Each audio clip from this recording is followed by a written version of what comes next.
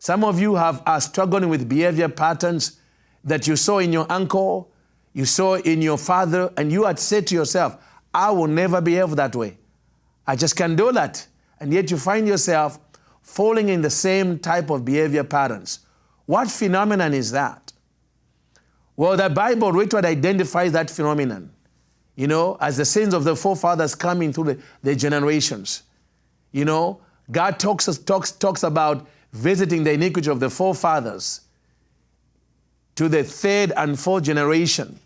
In the book of Exodus chapter 20, when God is speaking to the people of Israel who are coming out in the Exodus, are coming out of Egypt to go into the promised land, and God will speak to them about not serving other gods. You know, and he told them, if you do serve other gods, then you're going to pass on that iniquity, that type of behavior, to the third and fourth generation, so that now your descendants are going to begin to behave the same way. Why would God say that? Because you see, we're now finding out that in the world of DNA, they're finding out that DNA has memory. So when you inherit DNA from your ancestors, you're not just inheriting instructions about likeness so that your features look like your mom or your dad, but you're also inheriting the memories of the actions of past generations. Maybe perhaps that's why the devil wants to bind people in the realm of DNA, because he knows they can pass it on. So that now your father's anger or abusive nature is now the thing you are fighting. Even though you had sown, when you saw your dad abusing your mother, you said, I will never do that because I love my mom so much. I couldn't stand going through the abuse, you know, that kind of rage my dad had. I will never do it. And then you're married now and your wife is suffering the same thing. What is that? The Lord began to show me something very powerful. He first took me to the book of Luke, chapter 19, verse 9 to 10. Now, at the time, Messiah Jesus is in the house of a Jewish man, tax collector by the name of Zacchaeus. And here's what the Bible says. And Jesus said to him, today salvation has come to this house, because he is also a son of Abraham. For the Son of Man has come to seek and save that which was lost. And the Lord said to me, Francis, you notice I'm talking about salvation. He says, unfortunately, many of my people have limited salvation to simply the salvation of the soul. But he said to me, salvation literally means the recovery of everything that the first Adam lost in Genesis chapter 2 and chapter 3, when he listened to the devil and disobeyed God and went against God and allowed sin to come into this world, and he was disconnected from God. You know, it was in that garden. Everything he lost. The Lord said to me, Francis, do you know that Adam was born with the DNA of God? He said in Genesis 1 verse 26, the Bible says, let us make man in our own likeness, in our own image, after our likeness.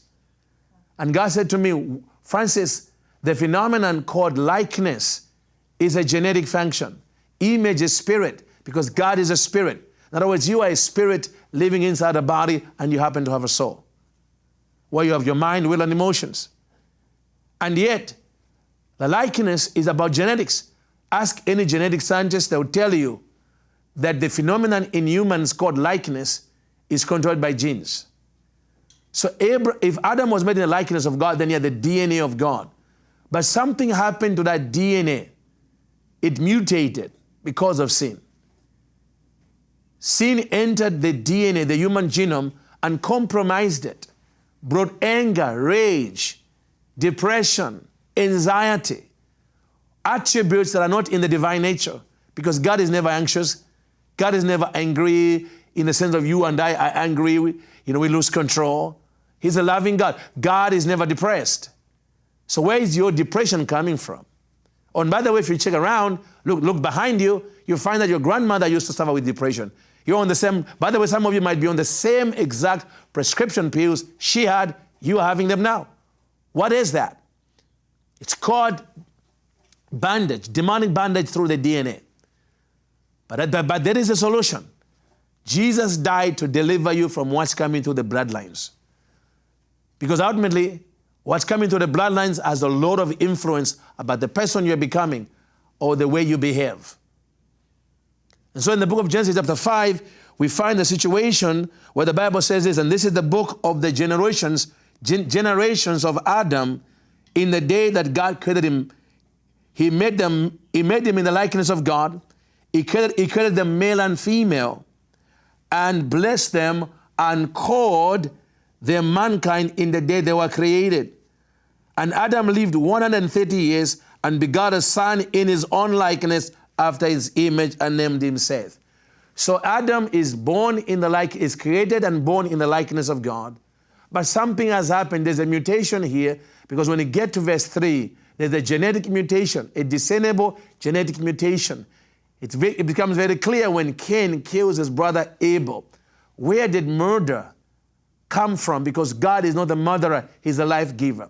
See, the mutation in the DNA, because Adam and Eve in their sin opened the door to the devil, who Jesus Messiah tells us has been a murderer from the beginning. They opened the door to the murderer, and the murderer had now equity in the DNA of mankind. That's why people behave in manners that are just amazing sometimes. I can't believe such evil could come out of humans. Well, it's because of the compromised DNA.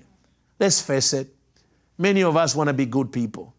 Nobody wants to be angry all the time. And yet some of you are angry all the time. Some of you are going through anger management. And the more you're trying to manage it, the worse it becomes. Because you can't manage what's in the DNA. You need a deliverance from the Lord. See, the one who made the DNA can deliver you from what's harassing you, breaking you down in your DNA.